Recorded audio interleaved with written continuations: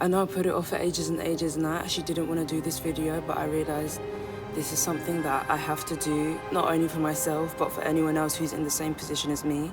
So this is me explaining all of the chaos that happened to me on A-level results day, and the day after, and the day after. For those of you who did Edexcel A-level Maths, I want to sincerely apologise to you. For those of you who did AQA Physics, I want to sincerely apologise to you. Why were the grade boundaries the highest they've ever been for those two subjects? And here are my results. I have not opened them. I shouldn't be saying this. This is too much honesty. By some crazy miracle, I didn't get into my lower medal far, I got into my higher medal far, and I'm going to King's College London in September. Okay, hi guys. It's results day. I feel sick to my stomach, my heart is just going. And here are my results. I have not opened them. Basically this morning, I log on to UCAS. It gives me a timer. If any of you got this timer, I'm so sorry, because how traumatising for them to give us a countdown. The timer loads. Oh my God, I'm actually out of breath. The timer loads and this is what comes up. I don't know if it's from Glasgow's end. I don't know if it's a Scottish thing, but basically they're not telling me if I've gotten in. So I don't know. So going in blind here. I'm gonna check my results. No matter what, Jesus loves me. No matter what, I'm proud of me.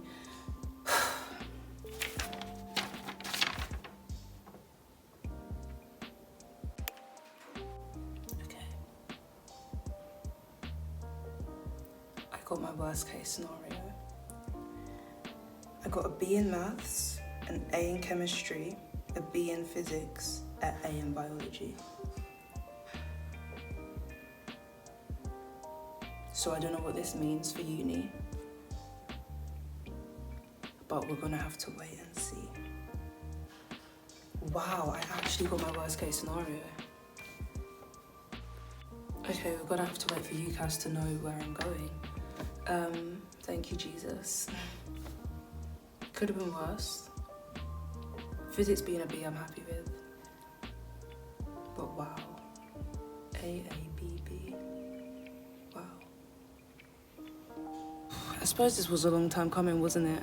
I'm just gonna summarise quickly. What has happened that's led up to this point where Glasgow was my firm and King's was my insurance. So I was always set on moving country. I always wanted to travel for uni. I wanted to have a new experience. So I was very set on Harvard. I was set on Harvard for 4 years of my life. I eat, slept, breathed, everything was Harvard. I didn't get through to the first stage. I got deferred and waitlisted to the second stage, and then I didn't get him. Then I set my heart on Glasgow. I got the offer for Glasgow. I also got an offer for King's. I didn't get an offer for Cambridge, and I didn't get an offer for Imperial. And then I got into my fifth option, which was Newcastle for medicinal chemistry. So that was my uni story up until this point. Results day happens now. As you would have heard me say, the timer counts down and it doesn't load. Now I go to my teachers and I go, it's not saying you've been rejected, it's not saying you've been accepted, it's saying Glasgow are still waiting to make a decision. Now that happened to another girl in my year group. It turns out the reason why the uni hadn't accepted her is because she had forgotten to fill out a form. Without that form, they couldn't process her acceptance. So my teachers advised me the same. They said, you've probably gotten into Glasgow, it's probably just because you haven't filled out a form. Now, I just want to know, getting into King's and getting into Glasgow, getting into King's was a higher grade requirement. Glasgow wanted from me AAAC, which is 176 UCAS points. King's wanted from me A star AA. I got AABB, which is 176 UCAS points. Now, King's substituted my 2 Bs as an A star, which I actually didn't think they'd do, because really and truly, out of those 2 offers, which one do you think should have accepted me because of my grades? If anything, you would think the 3 As and a C would accept me over the A star AA, because King's told me they weren't looking at my 4th A level. So they accepted me, really and truly, they accepted me for AAB. So just logically, right, and I'm just saying this to prove a point, out of those 2 offers, who would accept me? AAAC or A star AA. Really and truly, you would think that AAC would accept me. I thought, if anything, because I always thought to myself, my insurance is harder to get into than my firm. I always thought to myself, if anything, Glasgow will accept me, King's will reject me. By some crazy miracle, King's accepted me, Glasgow ended up rejecting me. I had a nightmare for the past 2 days.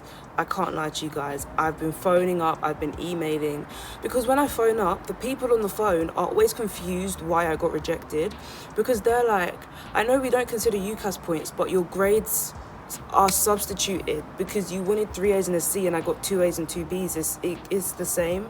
Do you know what I mean? So every time I phoned up, they were confused as to why my offer was not processed.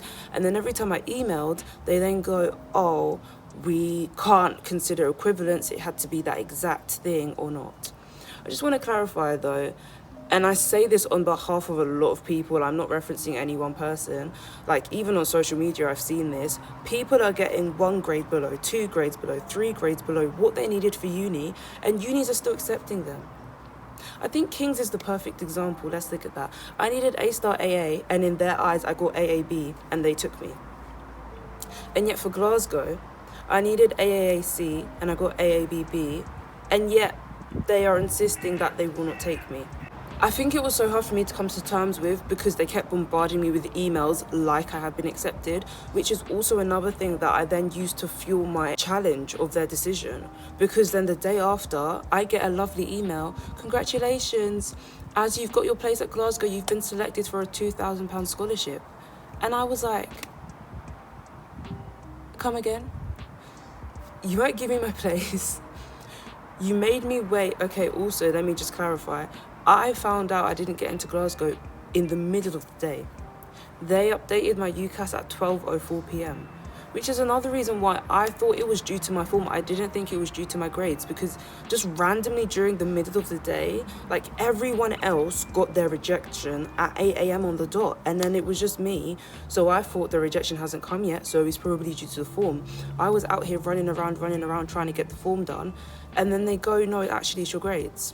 So you can imagine now when I get this email that I've got a scholarship that I'm now not going to be able to use for a uni that really and truly I do believe should have accepted me. It made me feel a lot of things, and I called up again, I sent another email again, and it was the same situation. And I think through all of this, it's clear to see that God is actually doing something, because it does not logically make sense. My UCAT being in the top 7% does not logically make sense. My UCAT being incredible and my BMAT being horrible does not logically make sense. Getting an interview from Cambridge, not Imperial, getting rejected from Cambridge and Imperial does not logically make sense. Getting both Glasgow and King's offers does not logically make sense. Getting rejected from Glasgow but accepted by King's does not logically make sense. And when it doesn't logically make sense, that's how I know that God is literally he's just reading this like a book. He's like, okay, this is gonna happen, this is gonna happen, this is gonna happen. And I can't lie, I was miserable after results day, and I was miserable for a good 2 days after that. I actually walked out of my shift yesterday because I actually couldn't handle anything. And it's this morning and the last couple hours of yesterday that I've taken the time to process this. And one thing is that I'm grateful that I've had friends who have reminded me of what I said in my God's Got Your Back video, because as hard as it is, God has still got my back through all of this.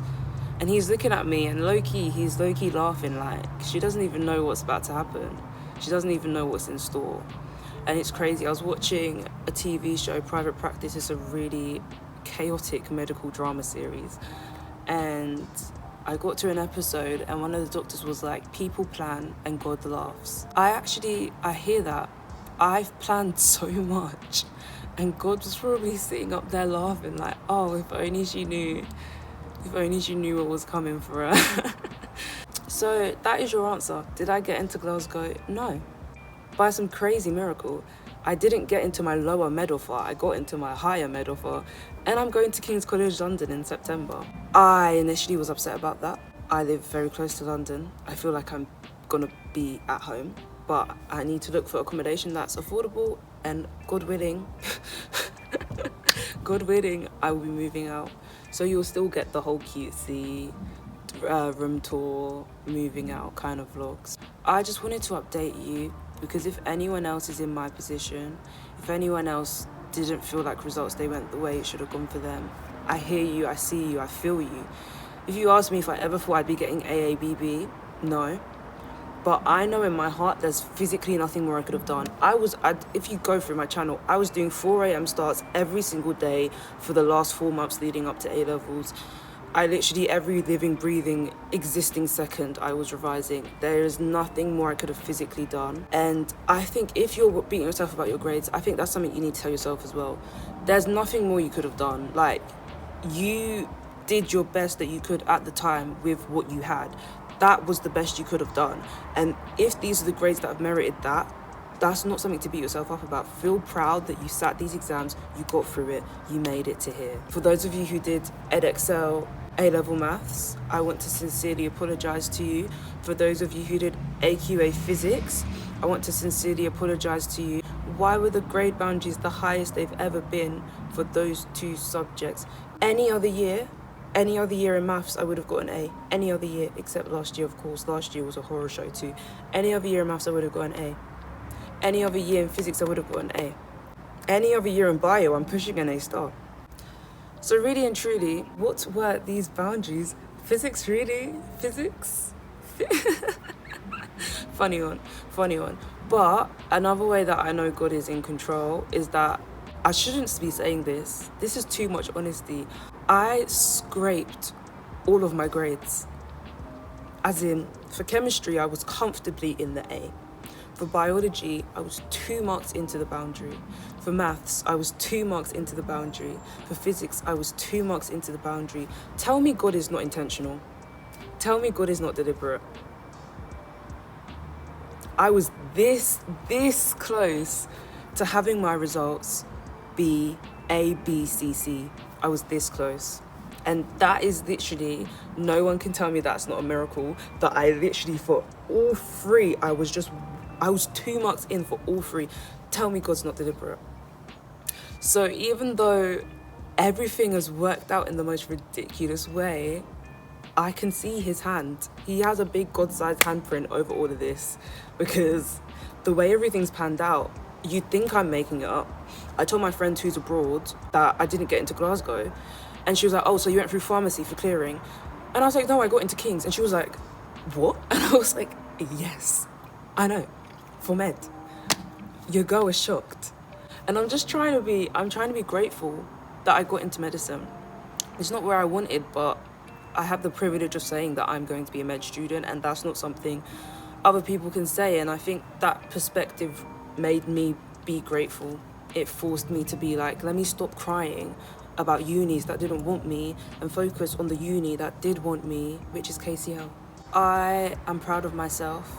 If you're watching this video, I'm proud of you too. Results day was horrid. And I think I physically can't go any lower. This summer's been a really strange healing process for me.